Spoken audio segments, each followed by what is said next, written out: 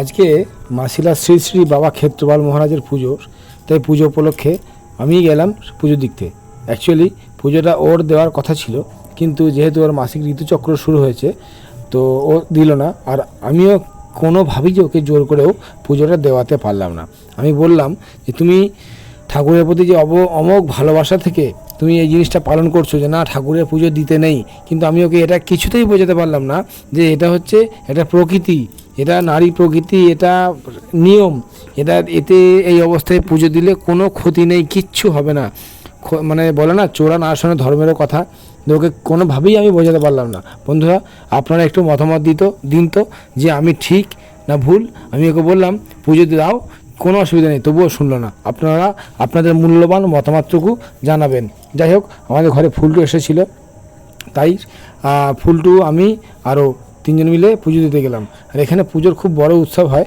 এখানে বিভিন্ন রকম প্রসেশন আসে, হাওড়া থেকে গঙ্গা জল নিয়ে আসে, বিভিন্ন রকম প্রসেশন, মানে 17-18টা প্রসেশন হয়। যাই হোক, পুজো রুজো দেওয়া হয়ে গেছে। এখানে বহু মানুষের সমাগম হয়, প্রচুর মানুষ, এখানে প্রচুর ভক্তবৃন্দ এখানে আসেন পুজো করার জন্য। আর এটা বেরিয়েছে বাবা ক্ষেত্রপাল বাবার ধুলোট।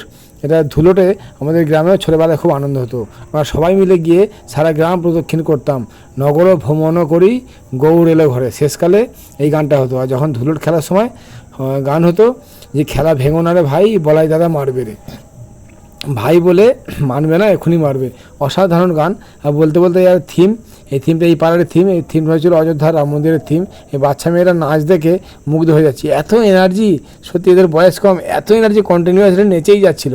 যাই হোক, আমরা পুজো দিয়ে আস্তে আস্তে এগুলোকে আমরা এই ক্লিপগুলো তুলে রেখেছিলাম। রাম মন্দিরটা কিন্তু যে শিল্পী করেছে অসাধারণ করেছে। রামের এই শ্রীরামচন্দ্রের এই মূর্তিটা দেখেই মনটা কেমন ভালো হয়ে যায়। যাই হোক, পুজো টুজো দিয়ে আমরা ঘরে এলাম। ঘরে আসার পরে যে ফুলটির মুখটা কেমন শুকিয়ে গেছে, সবাইকার মুখটা কেমন শুকিয়ে গেছে। আর আমার পেটে দুবার চাপড়ে দিল। অ্যাকচুয়ালি ওর পাশে থাকলে ওর হাতটা সবসময় কুটকুট করে যায় আমাকে চিমটানোর জন্য, আমাকে মারার জন্য। আর মুখটা তো কুটকুট করে আমার সঙ্গে ঝগড়া করার জন্য, সেটা বাদ দিলাম। আর এটা আমাদের জানলা থেকে রেকর্ড করা হয়েছে। বাবরে কি উন্মত্ত নাচ, বাবা নাগিন ড্যান্স হয়েছে, হাতটাই যেন সেই নাগরাজ হয়ে গেছে, এত সুন্দর নাচ। এ নাচ মানে আচ্ছা আপনারা টাকা পয়সা দিয়ে সব শোয়ে পাবেন না। আর বাজনার ড্রেসগুলো দেখেছেন, সব একই রকম সবুজ হয়ে গেছে। আর মাইকের মধ্যে চলছে ব্যঞ্জন। আর আজকে যেহেতু নিরামিষ, আমি ওকে বলেছিলাম আজকে সব রকম সবজি দিয়ে একটা তরকারি করো। পুজো দিয়ে আসার পরে ও কিছুতেই ঠিক করতে পারছিল না যে আজকে তরকারিটা কি হবে। আমি বললাম এক কাজ করো, 4-5 রকম সবজি আছে, 4-5 রকম সবজি দিয়ে একটা তরকারি করো। এটা হচ্ছে রাতের খাবার, কড়াইশুঁটির কচুরি। ফুলটু এসেছিলো, শান্তনু নিয়ে এসেছিলো গরম পান্তুয়া। শান্তনু রাত্রিবেলায় আমাদের ঘরে খেতে এলে কিছু না কিছু খাবার দাবার নিয়ে আসে, সেই লোভেই শান্তনুকে মাঝে মাঝে আসতে বলি। আর কিছু না নিয়ে এলে ওর সঙ্গে মারপিট লেগে যায়। আসলে ছোটোবেলাকার বন্ধু তো, আমি গামছা বাড়ি খেতে বসে গেছি। এসব খাবার, এত ভালো খাবার, এই যে বলছি দেখতেই পাচ্ছেন অসাধারণ। এই পরোটা মোটামুটি 5-6টা ছাড়িয়ে দিই, কিন্তু সেদিনে সকাল থেকে উপোস করেছিলাম তো পেটের একটু সমস্যা ছিল, তাই সেদিনে 3টে এসে খাইনি। এই যে এত ভালো পরোটা হয়েছে, কড়াইশুঁটির পরোটা হলেই আমি সেটাকে মুখে পুড়িয়ে নিই, একটু শুকে দেখি গন্ধটা এত ভালো লাগে না, অসাধারণ লাগে। আমরা রেডি হয়ে যথারীতি চলে এসেছি মেলায়। এখানে মালসা ভোগ করা হয়েছিল, মোটামুটি 7 থেকে 10 হাজার মালসা এখানে হয়েছিল। এটা হচ্ছে বাবা ক্ষেত্রপালের ক্ষেত্রপালের স্থান। এখানে একটা বকুল গাছ আছে, এই বকুল গাছটার এখানে পুজো হয়।